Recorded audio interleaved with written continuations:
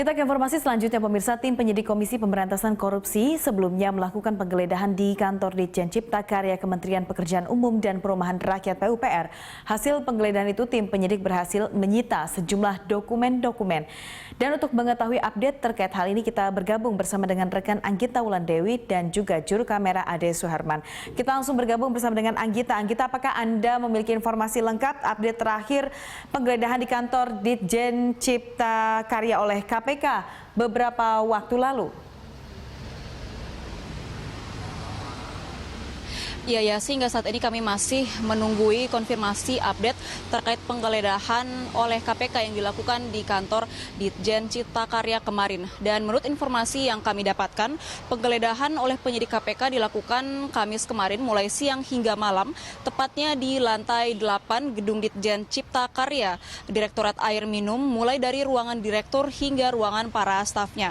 Dan tim penyidik berhasil menyita sejumlah dokumen-dokumen terkait kasus suap proyek-proyek pembangunan sistem penyediaan air minum atau SPAM di Kementerian PUPR untuk tahun anggaran 2017-2018.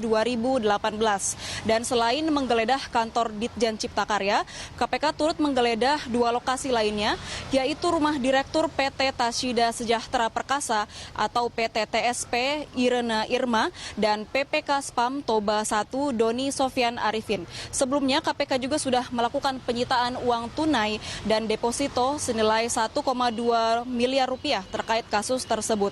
Uang tunai sebesar 200 juta rupiah dan deposito dengan nilai sekitar 1 miliar rupiah ini disita oleh tim penyidik saat melakukan penggeledahan rumah Direktur PT TSP Yuliana Engganito Dipyo pada Rabu kemarin.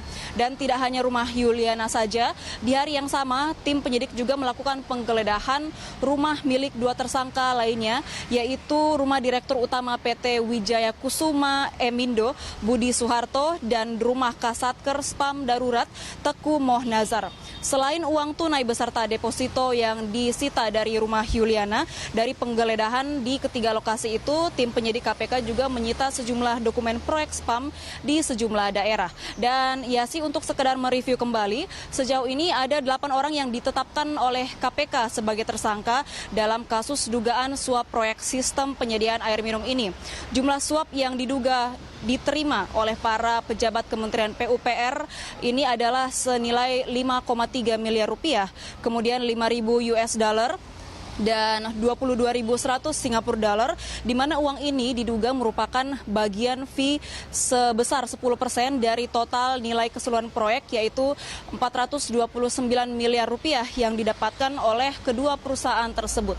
Dan salah satu proyek yang terkait kasus ini adalah proyek pembangunan sistem penyediaan air minum untuk daerah bencana, yaitu Donggala, Palu, Sulawesi Tengah, yang beberapa waktu lalu diterjang oleh tsunami. Dan selain dengan informasi perkembangan update dari penggeledahan KPK di kantor Kementerian PUPR, kami juga masih memiliki dua informasi lain seputar Jabodetabek. Namun kembali ke Yasi terlebih dahulu di studio. Baik, terima kasih Anggit atas informasi Anda. Anggita, selamat bertugas kembali.